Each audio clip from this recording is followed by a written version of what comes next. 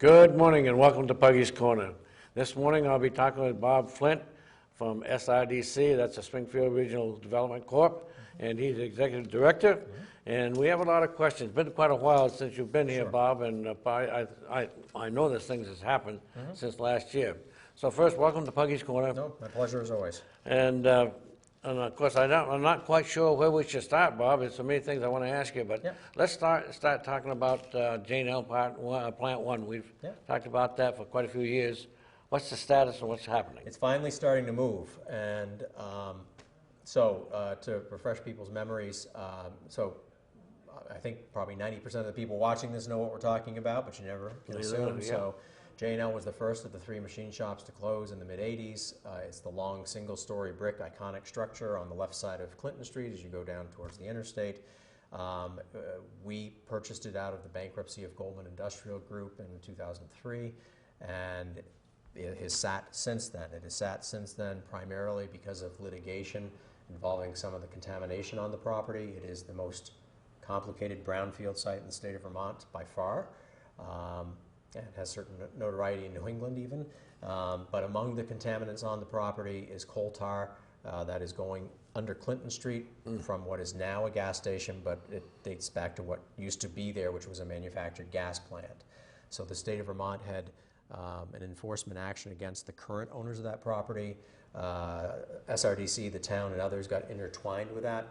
And so for all intents and purposes, we were stuck in terms of doing anything with the building until that was resolved.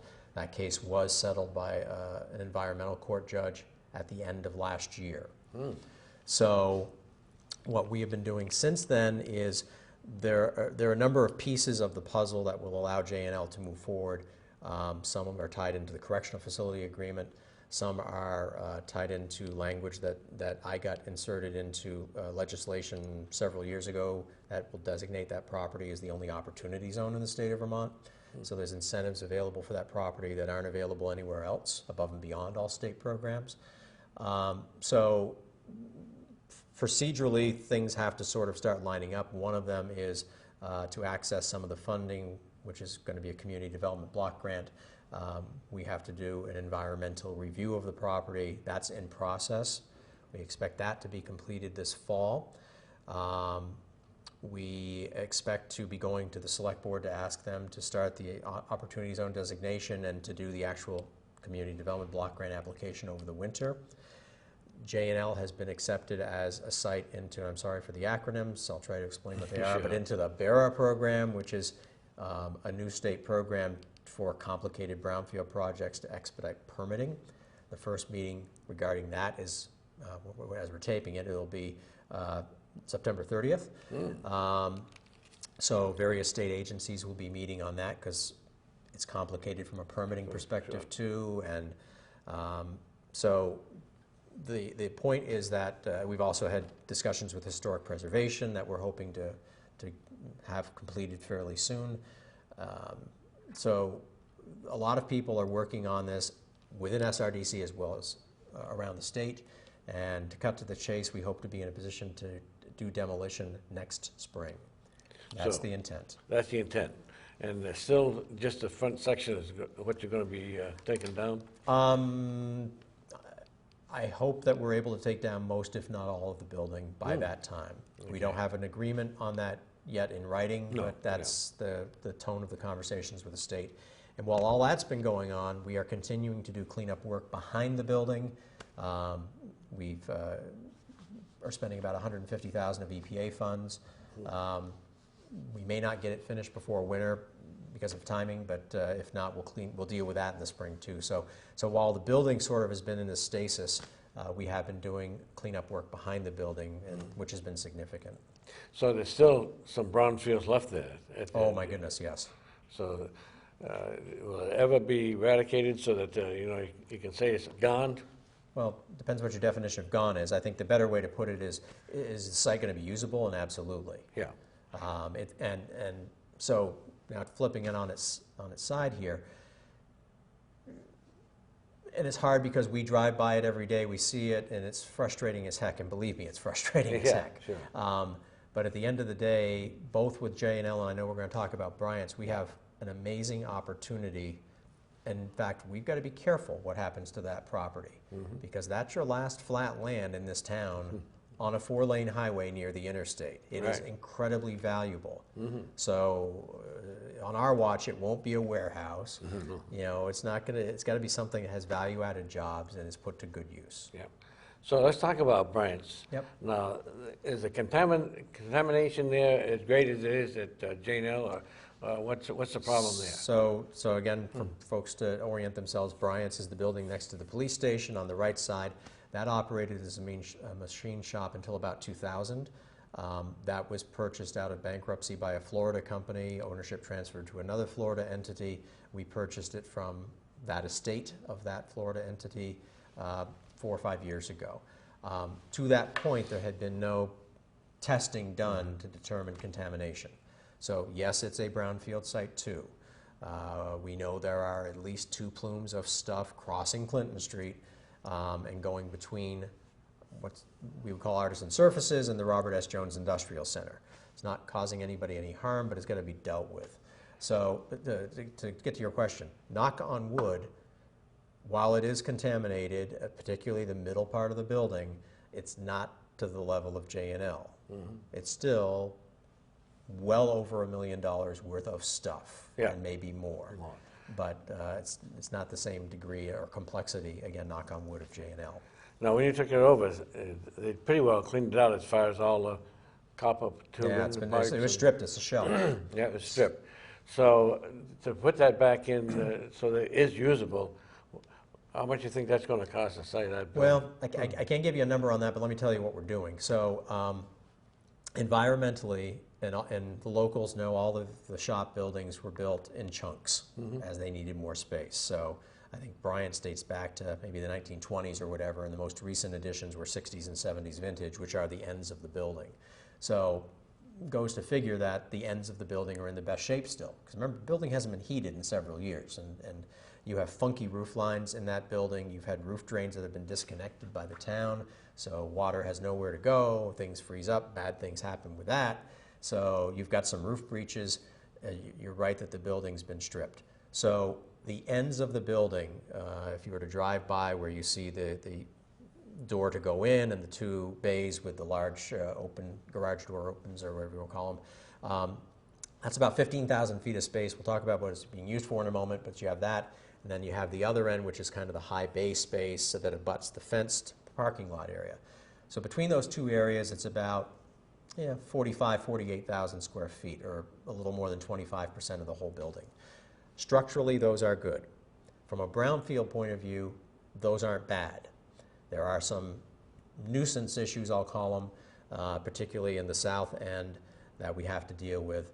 We did receive an EPA grant recently for $200,000 to go towards that. That makes the total of EPA money just on Clinton Street that SRDC has received or has been party to of $800,000, I think, so far anyway. So that will allow us to clean up those areas. Corrective action plan has been written for both of those areas. That's currently in the review process and the approval process by the state and the feds. So over the winter, we will do the cleanup of those areas.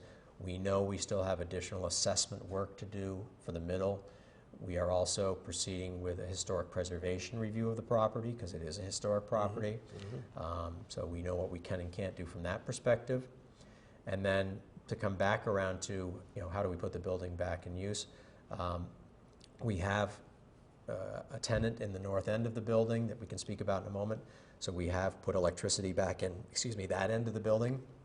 There are interior lights for the first time in many years, and people probably have seen truckloads of things coming in and out. We have retained an architect. We have retained an engineer, and we are getting estimates for funding that we expect to receive through VEDA, which is the Vermont Economic Development Authority. We'll be meeting with them 2 weeks from as we're taping this, and hope to have funding in place before snow flies to at least do some kind of triage on the parts of the building where there's some serious roof breaches that are impacting the parts we want to keep, and to secure the property better, maybe redo some of the fencing, and also start to put electricity and the infrastructure back in the building. So, That's a long-winded answer to your question. yes, it is, but in your vision, how long do you think it is before that would be ready for occupancy? Well, that's going to be in chunks. So I think the ends of the building, we'll call them, should be ready for occupancy in some form next summer. Okay.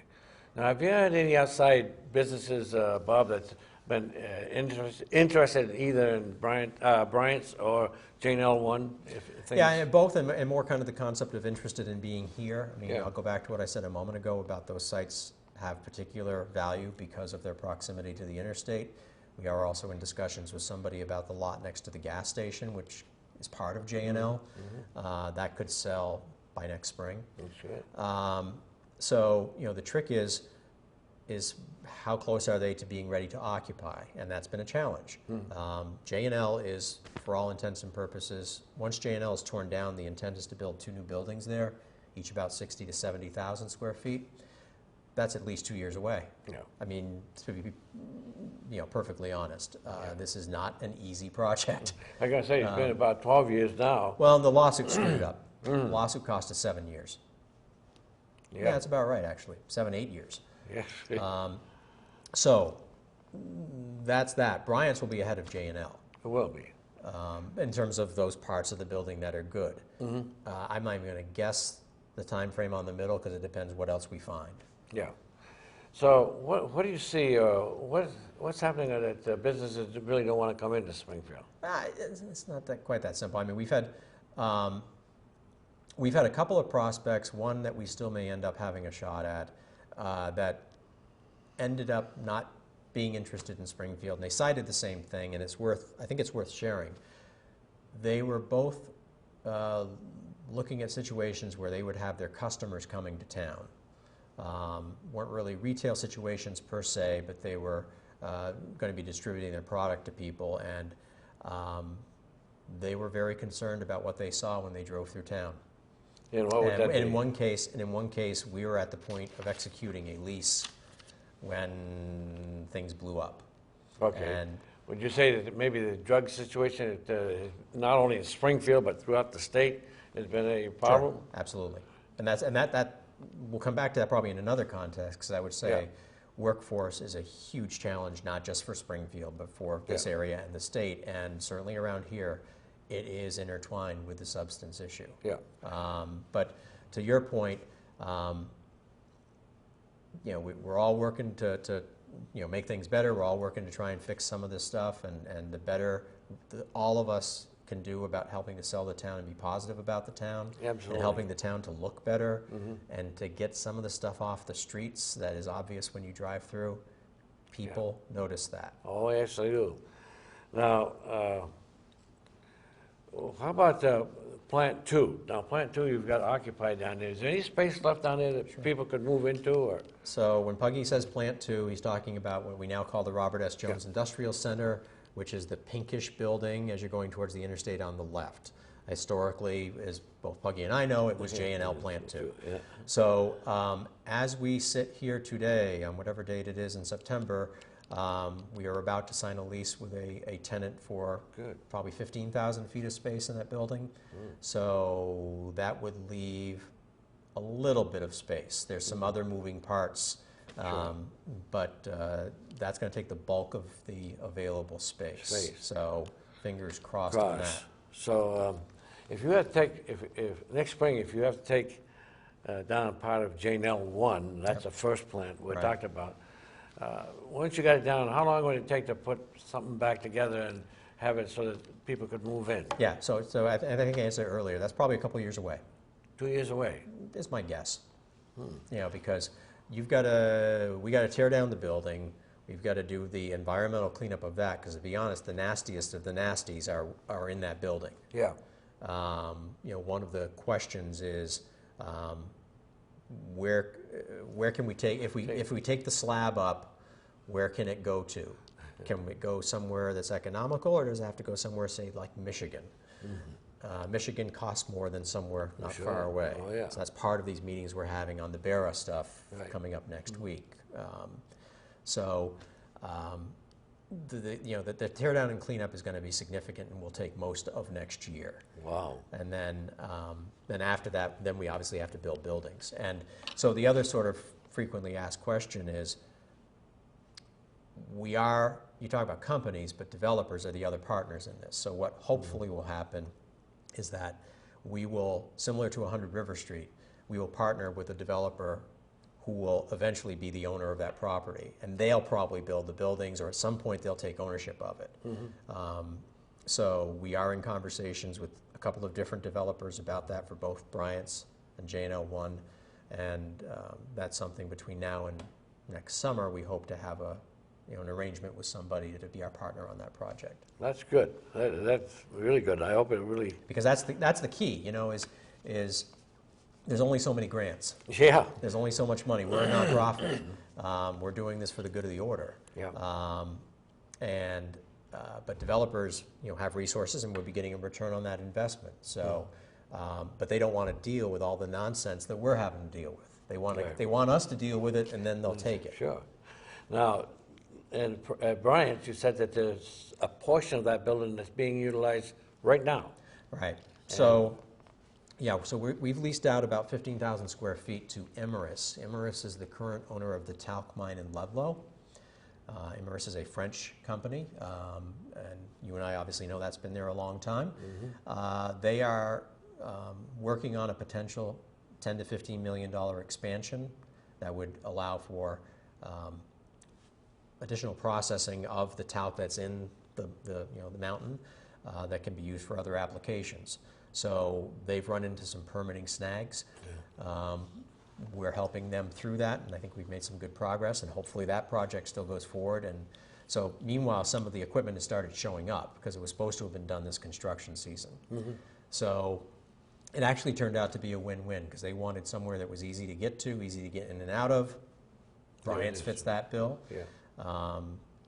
And we scrambled to do some work. We appreciate the help of All Seasons and HB and Gurney Brothers in helping us scramble to get that space ready for it. So they're using it as cold storage. We don't have heat in there yet, but we do have a wall. We do have lights. We've fixed the roof.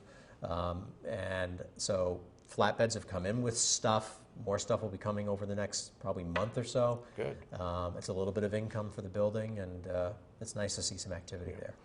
Now, when you said they're having trouble with permitting, is it still that old Act 250 that's a thorn in everybody's side? Not just here? No, I don't know about that. I think we've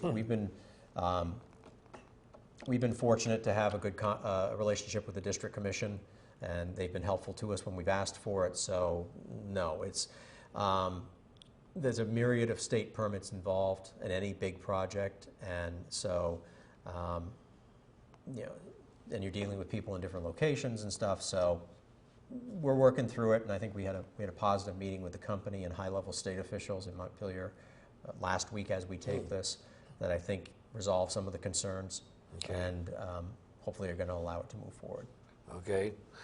Let's go to 100 River Street. And the first thing I want to talk about, because everybody was excited when they heard about the brewery coming into that building. What's the status? Are they in there yet? Are they functioning, or what's the story? They're close. They're very close. And so the principals of Vermont Beer Shapers or Trout River Brewery, they're going to make Trout River product, but the company's actually Vermont Beer Shapers. Get it? Beer Shapers, Gear Shaper. They have been terrific, and they have been so resilient in dealing with a lot of hiccups. Any project has hiccups, especially startups. They've had more than their share of hiccups. So, but they're close to the finish line as we tape this. There's been some challenges within the space. There's been some code challenges. So there's been some funding challenges. So as we sit here today, the last of the work that's been holding things up is supposed to be done by early next week. And then that will allow the rest of the equipment to go into there, the vats and things like that. The cooler was installed a week and a half ago. Then the electricity can be hooked up to that, and then they're rocking and rolling. So I'm saying certainly by the end of October, and hopefully sooner, they're open and making beer. So the young fellows, they still got that energy and the desire to Thank get in? goodness. They've been amazing. Yeah, right. Kellen, Trevor, and Gabe. And I hope folks support them, and I hope when you see it in the stores or whatever, not to do advertisement, but support them. Sure. Because Yeah. they've done a great job and they've hung tough. Good. Now, let's keep talking about 100 River Street. At one time, way back when we were talking, you said there was going to be a possibility of a restaurant going in there. Yep. Up near the falls. So what's the status there? Is there any... Nothing's imminent. That's been a tough one. That's one where, I mean, the typical meeting with somebody is they come in, they like us, they like the folks who own the building, they love the space, they love being by the falls, but it's going to be expensive space to fit out for a restaurant because it's a shell, Yeah, so sure. you've got to put in all the infrastructure and stuff, and that's not inexpensive, and restaurants are a challenging business even in the best of situations. So the question that gets asked is, will the town support it? And to date, we haven't found someone who feels confident in that answer. Right. We are showing that space, and actually there's a prospect we're working with now that would be something other than a restaurant. We are working with, I think, 3 different prospects for Great. space in the overall building at the moment. Okay. So the other part of the building too at one time is, I just want to bring them up to speed because I know some of the people remember our conversation Yeah. we had. You talked about having assisted living, and I guess I'd call it the bottom floor, or the, wherever it is Yeah. as you go. I think that's still something the developers are very interested in doing. I think they've been a little frustrated and disappointed it hasn't come together to date. The missing piece in that is an operator. I think there's financial backing for it. Certainly the developers are very keen to have something like that in there. Everybody understands the potential synergy between that and the Springfield Health Center and having that co-located. Maybe not so much with the brewery, but more so with the health center. Yeah. No, you never know. But finding an operator has been challenging. So there's been on and off discussions with different ones. Again, I thought we were close a couple times, but they have to all strike a deal that makes sense to them. Yeah. So, Oh, yeah. So I don't. It's not something that's on the front burner, but it's something that still is out there. Is something that would be nice and everybody wants to see happen. Sure. Let's talk about the Great Hall. Sure. Is that being used to its fullest, and how's the participation as far as the community? So I think the Great Hall is the showcase of that property, Right, and the next art show and SRDC is helping to financially support that as we have all the art shows to date. It's called Feathers and Fur. It will be the first weekend of October. It's going to be part of Open Studio Weekend. Vins will be down with some demonstrations. Get it because of the feathers part. And some of the artwork's already started being hung, and that exhibit will be up for several months. So I encourage folks to go see it, and I hope people can come, particularly that weekend. I don't know the hours off the top of my head, but if you go to the Great Hall's Facebook page, you can find out more about Feathers and Fur. So back to your question about is it being used. The Achilles heel of the Great Hall at the moment is the lack of air conditioning. Yeah. So that space gets hot, at least in the summertime, and as the sun angle is such that it comes through those high windows. So that's on the to-do list for the developers. They have put in public bathrooms downstairs that can accommodate that space. They are still interested in having it available to rent out more for functions and things like that. There are things there here and there. The Steampunk Festival was there and was really cool a few weeks ago. So it's become a really nice community showcase, and I really want to credit Nina Jameson, who, the developers, particularly John Meekin, are the ones who had the idea for it, and it was John's vision, but it was Nina's vision to turn it into this public art space, Nina's vision and determination. So we all should be thankful to Nina for taking that on. So as well as the History Corner piece. I mean, that's the other piece that sort of that wasn't in the plans, but it kind of has happened, is the fellows, retirees bringing in stuff, and their area is growing too, and that's become a really neat aspect of it. Now, would you say that the town has been supportive of this Great Hall? Oh, sure. Absolutely. There's a lot of people coming in there? Yeah. That's good. Now, there is a restaurant there. Yes. And is that still functioning and going? Oh, goodness, yes. And that's called what, the Skybox. Skybox. Right. No, and when you're in there, if you're going to the health center or something, go see my friend Andy and go down and get some breakfast, get some lunch, grab a bite, and I'm sure he'd love to see you. Sure. Okay, so there is a restaurant there. That's the main thing. Now, we've talked about things that we thought might happen that hasn't happened yet there. Is there still space available if somebody wanted to rent out there? And what could they do there? I mean, what kind of space is available? Can you put a small machine shop in there? You could. That would be. I think it's better places for a machine shop. Yeah, Could. I just wonder. I'm just trying to find out what it could be. But there's a fair amount of space obviously available in the building, as I referenced earlier. We are working with some prospects now to fill some of that space. There's obviously the retail spaces on the other side, each side of Springfield Pharmacy, that are available. I know the developers are going to be very careful what they let go there, not just to fill the space. So, hopefully things keep moving on. Have you had any calls, we'll say, from outside people wanting to get space, or if there is space available at 100 River Street? Have you had any calls? Oh, sure. Yeah, I think inquiries come for that building or any other buildings from different ways, whether it's calls direct to us or from the brokers that are representing those properties, or from the state or from wherever. So, there is a broker representing that property currently. So, this is a touchy question. You don't have to answer if you don't want to. It just comes to my mind. Yep. Has there been any great interest of people wanting to come in here? No, it's. Let's say, you say that you get inquiries, but has there been anybody really active pursuing them, maybe wanting to come in there? Come in where? 100 River Street? 100 River I Street. think I'm going to make it a broader answer, is that, and it ties back to J&L and Bryant's. The paradox is there is not a lot of turnkey space available in this town.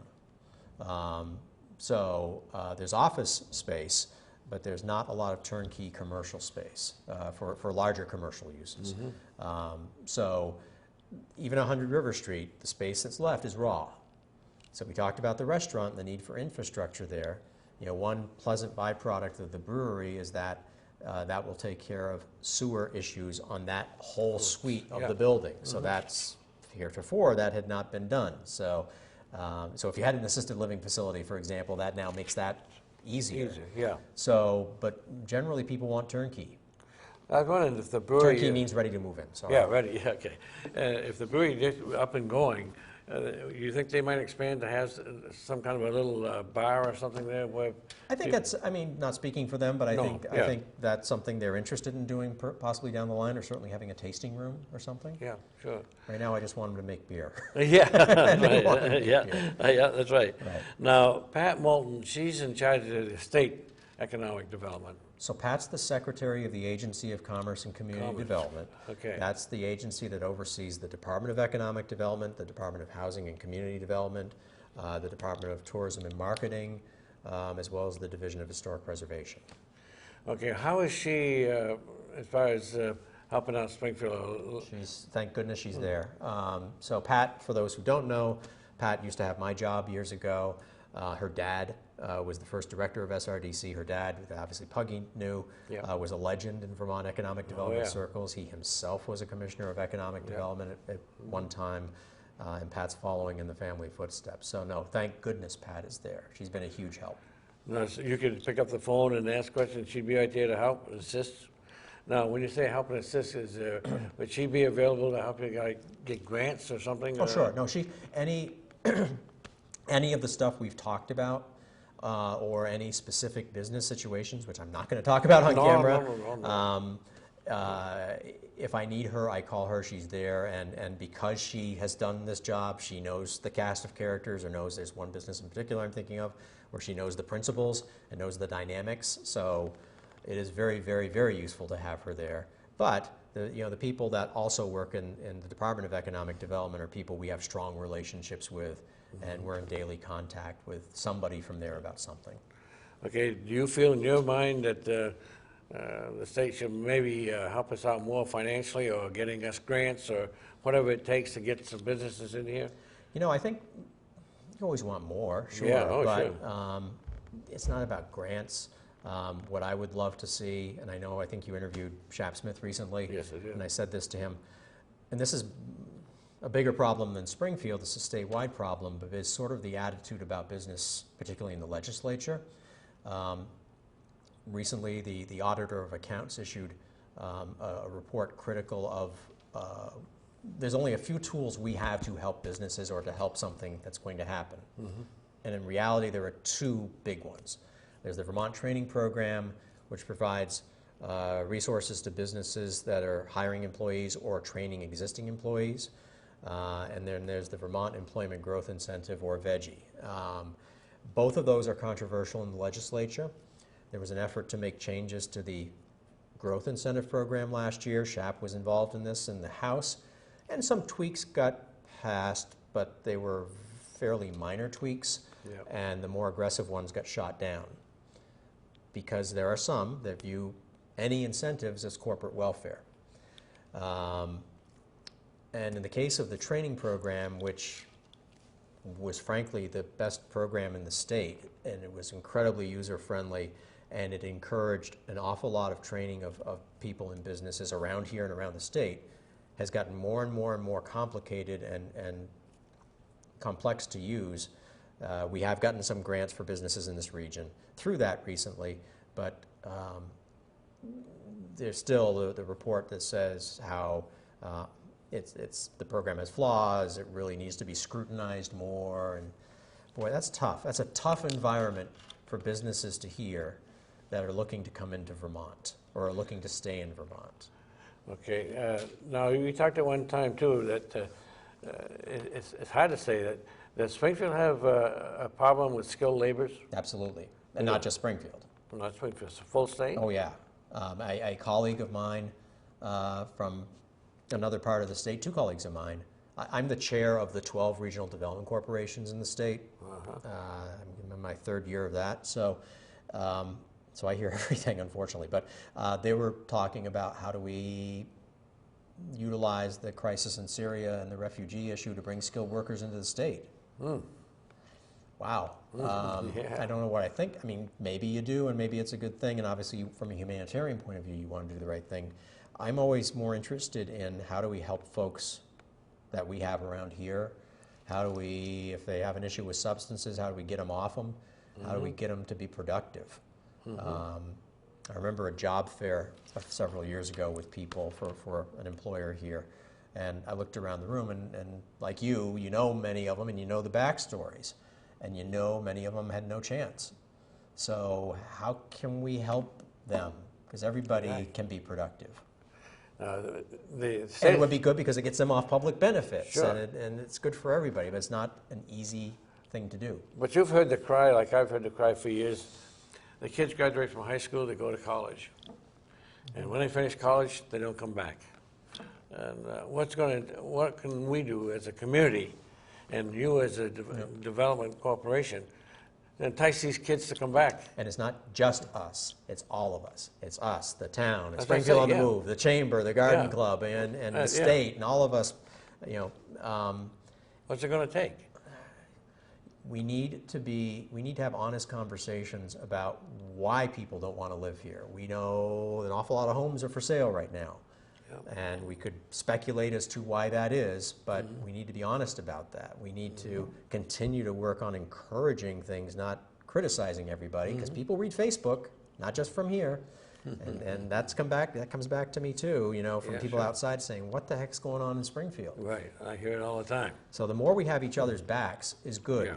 We'll talk about steampunk and stuff in just a second, because those are all pieces of the puzzle. But the more positive, appealing things there are to do, activities. Right now, this, not just Springfield, but this region has a problem with attracting and retaining middle to upper income residents. That's right. And those jobs that those people would fill. There's some great things going on in the school system. How can we help them to do more?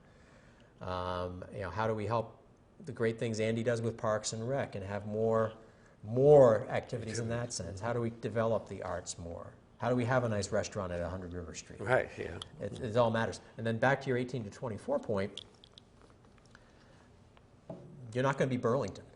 No. We're not going to be Boston. No, of course not. We can't compete on that level. No. But how can we be a place where when they're 28 to 32 and have kids and they want to get back to where they feel safe and comfortable and have quality of life, how do we be that place? Right.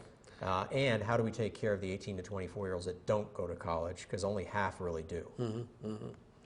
But to me, we should be able to, as a community, not just you alone, all working together, have some kind of means or ways of getting these young people back, because they have the education, they're updated as far as anything technical, they're right on top of it. But that's not unique to Springfield. That's not unique to Vermont. That's to be honest, a Northeast problem. Yeah. So it's too bad we can't keep them. and it's something we all should be working on, continuing Okay. to work on. Let's talk about VTEL for a few minutes. Now, they received from the federal government a great, a very large grant for broad-based internet. And has that happened? Has So it finished? I'm not a VTEL employee, no, but you can they've hear done a it. tremendous job. And that Yeah. so you talk about things that will bring people and keep people in town. That's one of the ones in the check mark column, because we have one of the fastest internet speeds in Springfield and Chester in the country. And so from a business point of view, we have been trying to figure out how to tell that story. So we actually met recently with some VTEL representatives, developed some material we're going to be sharing with businesses and so forth to help use that as a reason for folks to come to Springfield. That is a huge asset. So the fiber project around here is pretty much done. Everybody's gotten connected, and hopefully folks are taking advantage of that. There's been some press about trying to make the last connections in some of the other towns in the area that have the fiber. There were subcontractors that were actually in the building where our office is that were doing that for a long time. They're now, they've done everything around here, so they've really kind of headed north to try and clean up that area. And the other part of that is the wireless project to put up these towers and distribute internet via wireless to people. I am personally a customer of VTEL Wireless. I can attest to the fact it works like a charm. The speed's gotten better as they've gone along, and I know that they're working on even improving that dramatically more. Not so much in Springfield because you have the fiber, but in areas that don't have the fiber, VTEL Wireless is great. And they've, you talk about permit snags. Permitting in Vermont is tough, and that includes siting towers. So they're churning through that and hopefully getting near the finish line. But you say that we're probably the only one in the United States that has. Oh, sure. You really believe that? Because I've Well, no, it's true. Yeah, it is. Listen to the Red Sox game the other night. Advertisement for Boston, and this company can provide you internet speeds up to 25 megabits per second. VTEL Fiber, you can get 1 gig at your house. When I did a speed test on it on my computer, I got 989 megabits per second. Wow. Okay, that's faster than 20. Yeah, sure it is. And my wireless at home is about the same as that 20. Okay, so for anybody that does anything on the internet, I mean, all of us stream at this point, but if you're doing anything where you have large files or from a business use, it's somebody that's involved in designing or creative arts or engineering, that makes a big difference. So we've got to figure a way to leverage that. I'm going to say, but that should be a good selling point. Oh, sure, absolutely. Obviously. Let's go up north a little bit and talk about Precision Park. Yeah, and I just made a note, something else we should talk about. Okay. We should talk about new market tax credits, but we'll talk about the park because I can tie the two in. Okay. So new market tax credits, I may have spoken about this the last time we did a show, is a federal designation that allows eligible areas to have tax credits applicable to large economic development projects. I'm trying to keep it simple. So at the end of the day, it's really complicated, and it's really for projects probably 3 million or more. But it can bring 30% anyways to the table at the end of the day, which is significant. Yeah. So, and it's a federal thing, but the line is if you're driving from the interstate through town, go up by the plaza and head towards North Springfield. So imagine that, it'd be Route 11 and then 106. It's the left side of the road. Not the right side, but the left side. So as you visualize that, Bryant's is in the zone. 100 River Street is in the zone. J&L's not at the moment. We're working with Senator Leahy's office to get that changed for J&L. Yeah. Where my office is not. So keep going, and so you go to the industrial park or precision park is in the zone. So the first new market tax credit project that we've got across the finish line in Springfield is the old Ben & Jerry's plant, or now the home of the Vermont Packing House and Black River Meat and Seafood. That was a $9.2 million project. It's been in operation about a year at this point. We were up there the other day with Congressman Welch, and that's ahead of schedule in terms of the amount of business they're doing. That's been a really nice success story, and helping out farmers in the ag economy in this area. So what's happening, or is anything going to be happening? The big problem before for talking about businesses and everything, about the entrance. Is anything happening there? I mean, people talking about it? Or they Sure, just said absolutely. that- No. We in the town and the Regional Planning Commission are working on that and exploring alternatives. We also have been in touch with funding agencies. I spoke to EDA, which is a federal entity, yesterday. They came and visited the site. We showed them that last winter. We are all committed to trying to make something happen, whatever the option is, to try and improve access to that park. And there is something in the pipeline, potentially large project in the next 18 to 24 months that will push that to the forefront. Good. So we really need to get it taken care of. Now, let's talk about the Win Stanley building. We knew it as, of course, the Fellows Building. Right. Is there any space available left in that building? So again, depending on the day and you know, who knows what happens, there are some prospects looking at the available space there. Some of the G3K or Kiosco space at the moment is still available. There is still the upstairs portion above the main office part that's available. Okay. Now, Win Stanley obviously was going to put in a solar panel field out back. Is that still in the pipeline, or is that on that's going. So the part of it is going through permitting right now, the Act 248 process. And I know they're watching these other large solar projects around the state, because one of the challenges for them has been that, according to current state law, for the type of project they were doing, it would be difficult, if not impossible, for them to put it all where they wanted to put it. They'd have to separate it. There's a term, near proximity. Yep. So there was discussion in the legislature last year about changing that definition. That didn't happen.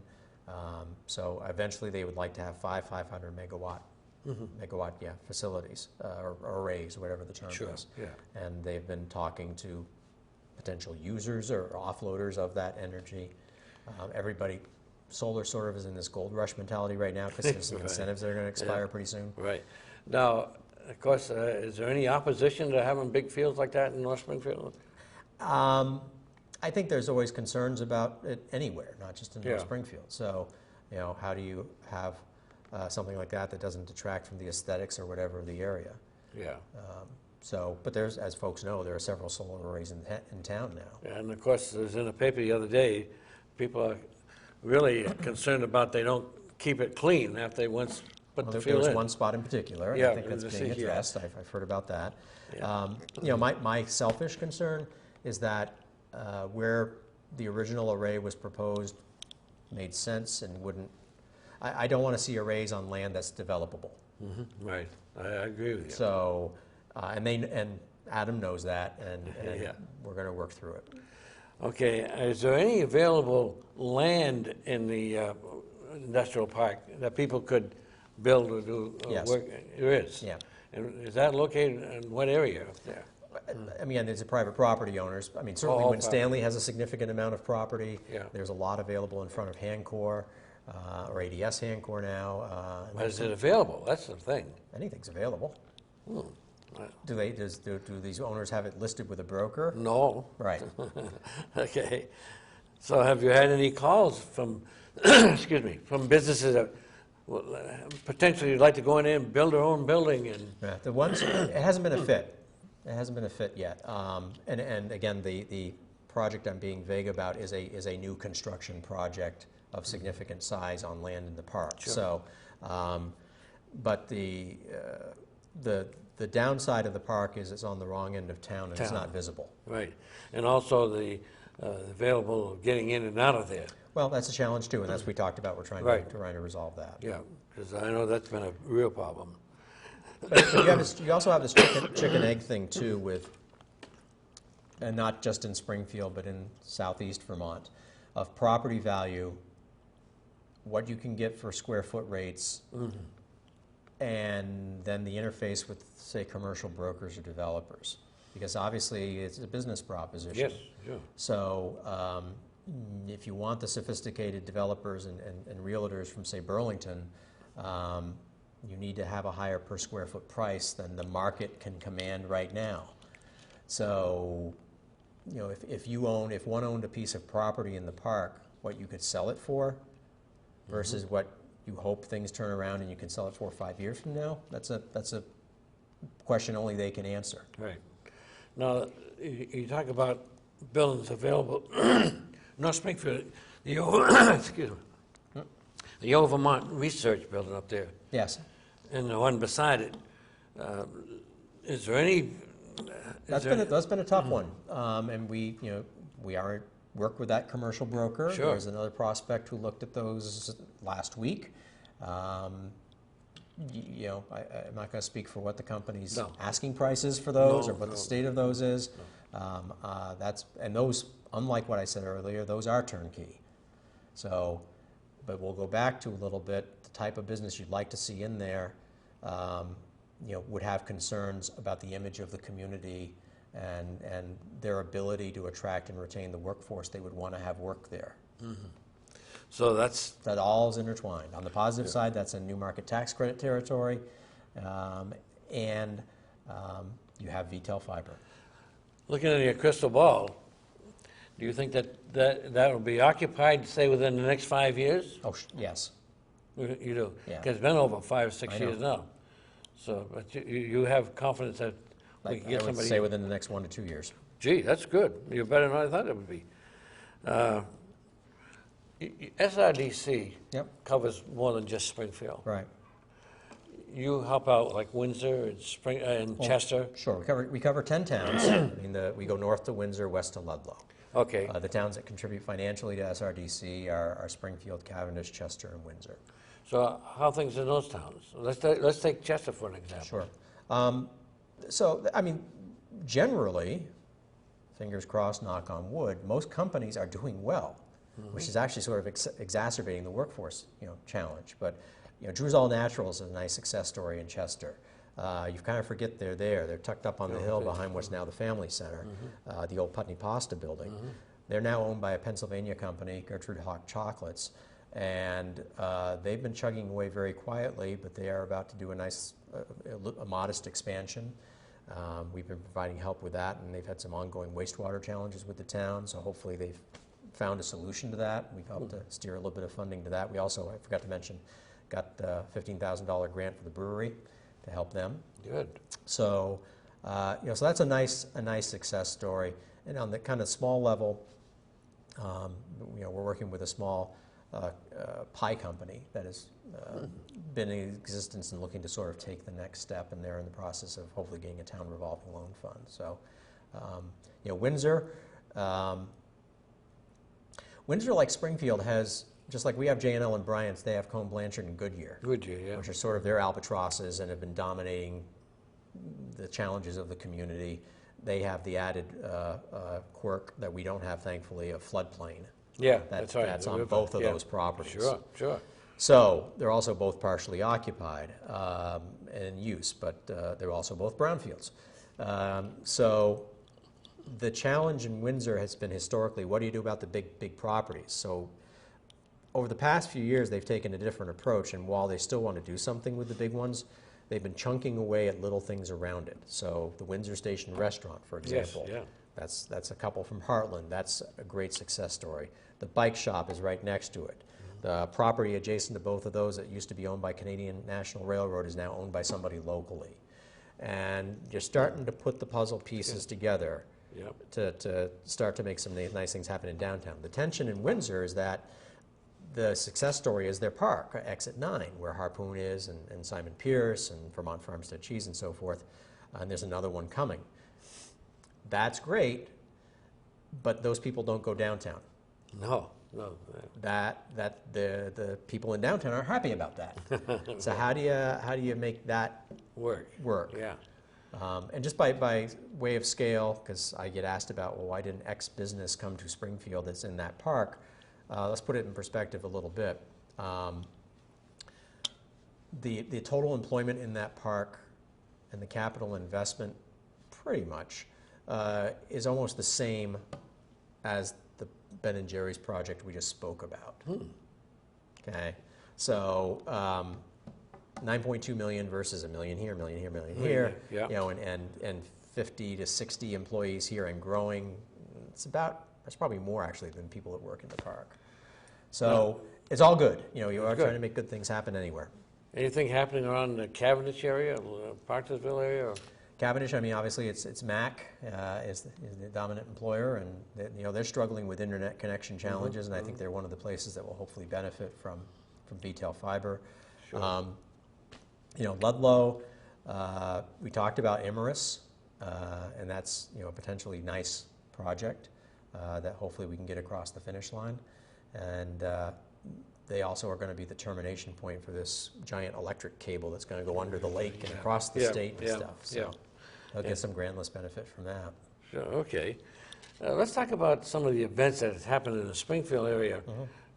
Has it been beneficial to Springfield? Like, Sure. No, this has been an amazing fall. So you figure between Labor Day weekend, when you had Market Madness, and let's say by mid-October, you will have had Market Madness, the Downtown Street Festival, the Steampunk Festival, which I want to speak more about. Okay. We referenced Feathers and Fur, which is the next Great Hall exhibition, the Apple Festival, and that same weekend something new called Wet Paint Live, which will be people painting different vistas around town simultaneously and then coming together, and you can buy those paintings. That's been something we've been involved with as well. An artist from Burlington has come down, met with our local group. Nancy Lanou and crew have done a great job on that, and trying to build something that engages the public and raises the profile of public art. So all of these things, any one of them is cool, but the fact that they've all will have taken place in our town within 6 weeks is remarkable. Yeah. And you know, people still give me kind of roll their eyes about art in the Great Hall, and you don't understand. All of these things bring people to town and bring people that may not have been exposed to Springfield. And on the other hand, they come to Springfield and they say, "This is Springfield," because their image of Springfield is something very different. Oh, than sure. This. Sure. So the more positive we can be of the different things and support each other is really critically important. The steampunk thing, Sabrina Smith particularly, but there are others. I know Melody Reed and others helped out. Sabrina's a hero for pulling that off, and it was really cool to see not only the liveliness at the Hartness House and at the Great Hall, but to see people, in that, I don't know what the right word is, but dressed up for the occasion, walking through Main Street. And so that's terrific, and there's more that we can do, that we can build on that. Now, did you participate in that at all, Bob? SRDC was involved in helping on kind of some logistical you individually. things. No, I didn't dress up. You didn't dress up? No. Okay. Somebody dressed me up. Well, I don't know who did that. I'm still trying to find that out, Bob. Right. But that's all good, you know. Sure. So the more we can have each other's backs on that kind of stuff would be terrific. Okay. And I know Sabrina's talking about making steampunk even bigger and better next year, and hallelujah, let's go. Yeah. Okay. Now let's get back to economic development for just a minute, if we can. You talked to me something about an EB5. You talk about acronyms. They're throwing Sure. things. I have no idea what that means. Or Sure. What is it? So people may have read about the EB5 program in the news, and particularly about potential development in the Northeast Kingdom, or what's already happened with Jay Peak particularly. Mm-hmm. So EB5 is a national program. I don't know what EB stands for, to be honest, but in English it's the Buy a Green Card investment program that allows qualified foreign investors to get a green card for themselves and their families.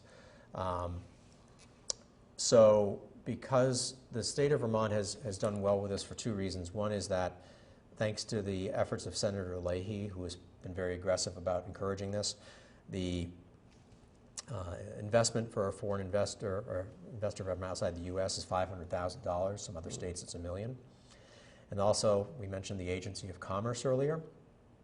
The Agency of Commerce and Community Development is a designated regional center. And again, I can get lost in the weeds in this real fast, so I'm going to try not to. So what that means is that in order for the investor to get their green card, what that investment goes into, the business or development, has to create a certain number of jobs. So the job creation in Vermont can be indirect rather than direct. So what that means is instead of the company, 10 is the magic number per investor. So instead of the company having to hire 10 people specifically, if it's something, say manufacturing, for example, which has a multiplier, the reality is it's less than 10 jobs that have to be created tied to that specific investor. So in this region currently, there are 2 EB5 projects. One is a company in Windsor called Selden Technologies, and the other is a project in Ludlow, which is building a housing and condo development.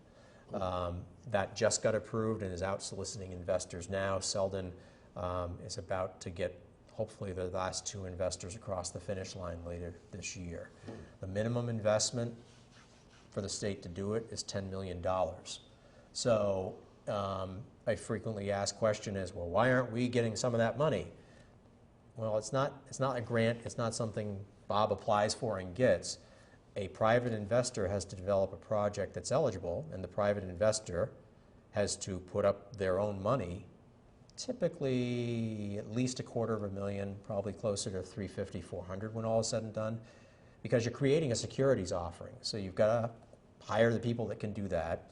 You've got to hire an economist to do the economic impact study so it qualifies for the opportunity, and you've got to hire an immigration lawyer because somebody has to do the work to let these people come into the country. So there is something locally that is kind of flirted with this and made some steps towards doing it. I'm not sure it's going to happen, and it's a mixed blessing. I think there's been a lot of publicity about the kingdom. I know Bill Stinger. Bill came and spoke at our annual meeting several years ago, the owner of J-Peak. J-Peak has done a great job with this. My colleagues in the kingdom are involved in the potentially big project there. As the program has evolved, it's gotten harder to find investors, and the investors are more sophisticated about the opportunities. So it's not the great gold rush that it may have been 5-10 years ago. But we've danced with a couple of different projects in Springfield specifically about it. There's one sort of still, I would say the embers haven't cooled. Nothing is imminent. So my question would be, is there anybody in Springfield that actually could use that EB5? Well, so again, needs to be at least a $10 million project that employs 150 to 200 people. Right. So, within 5 years. So if you get the okay for Jane L. and Bryant's. Sure, conceptually, someone could leverage that. I think it's more likely, and to be honest, more pragmatic to leverage new market tax credits, and it's a lot less hassle. Oh yeah, I agree. But no, and obviously if opportunities pop up, we will work with them and encourage them and help to get it through. I can tell you, I've taken 20 meetings on EB5, and that's not counting the ones where it wasn't even worth the meeting. And generally, once the people hear about what's involved, and Mount Escutney Ski Resort, for example, is one where there was a meeting about that. And actually, that has potential to be the project because you have real estate development. I don't think. But you got to pony up your own money to make it happen. And I don't think you see it happen there. But it requires a significant commitment from a committed developer. Absolutely, I agree. And you got to pay the people back at some point too. Oh yeah, that's they're not going to give it to you for nothing. Right, that's right. So, Bob, can you tell us roughly how much money we have received from feds to help any businesses in this town just in this last year? Well, okay, so federal money typically doesn't flow to businesses for the most part. There's USDA Rural Development kind of does. So let me take it a different way. How much money has flowed in to help business development through the Veggie program, Vermont Training Program, whatever, EPA? Sure. Off the top of my head, I'll shoot out $500,000. That's good. Very good. That's about right. Okay. I want you to look in that crystal ball again in front of you. How do you see Springfield, let's say, in the next couple of years as far as economic development here?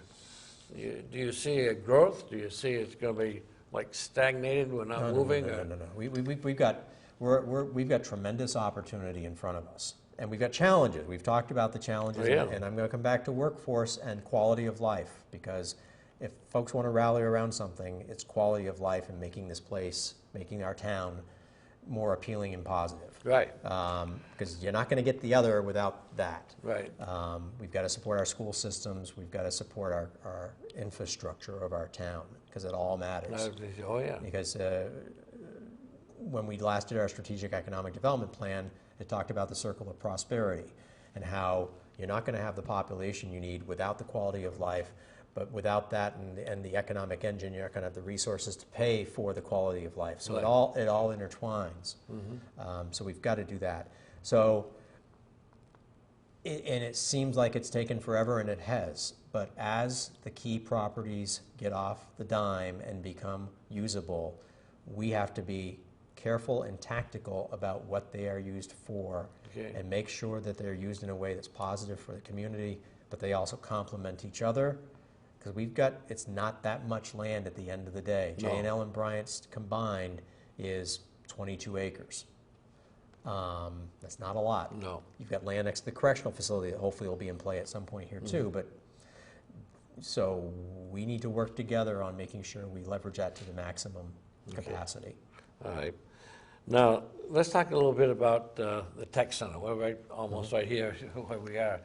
Right. What are they doing to help our local businesses? Do they have programs for the kids that would actually help out what we have here now? Sure, and I am chair of the River Valley Tech Center board, so obviously I'm biased, but I think that is a tremendous resource in this region, and that's another thing in the checkmark column, because obviously there's several different programs within the Tech Center, from horticulture to culinary to building trades to manufacturing to business, law enforcement.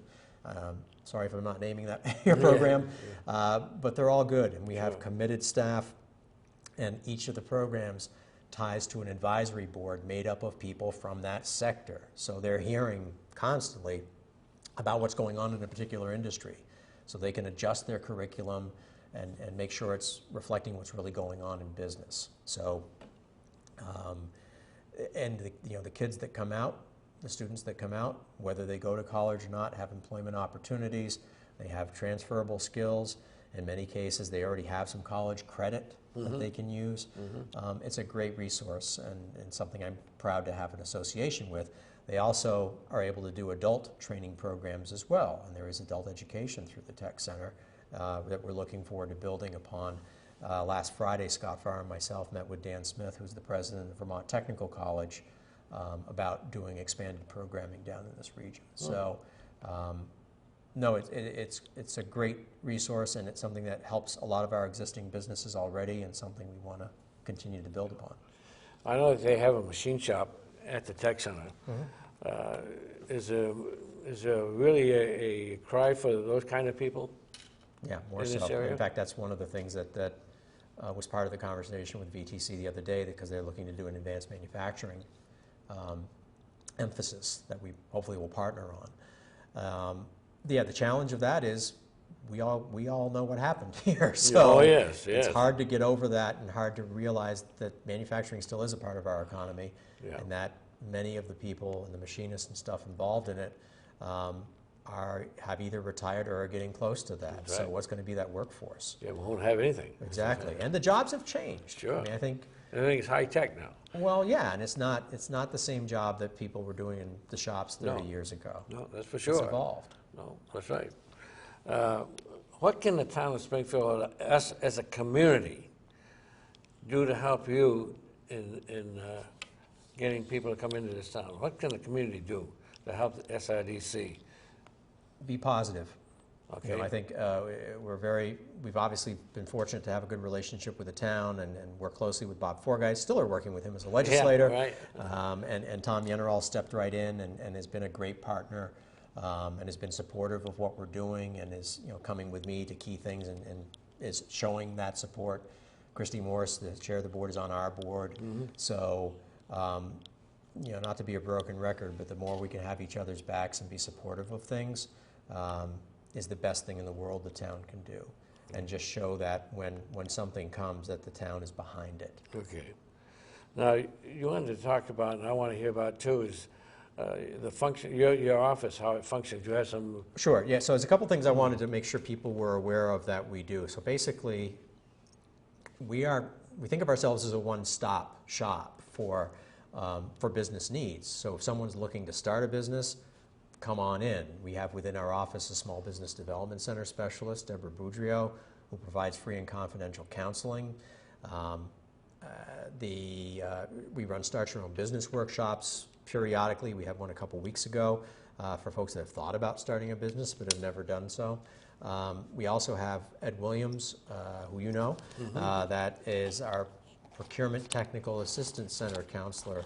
But in English, what that means is helping businesses get government contracts. He's done an amazing job because the government, whether it's the state or the feds, buys a lot of stuff. Sure. And you think of, okay, they buy tanks and planes and things like that because of the military, but there's a lot of other branches of the government besides that. Yeah, sure. And there's a lot of opportunities there, but for businesses of the size of Vermont, you don't have time to deal with it, and it's too complicated, right? And you sort of don't bother.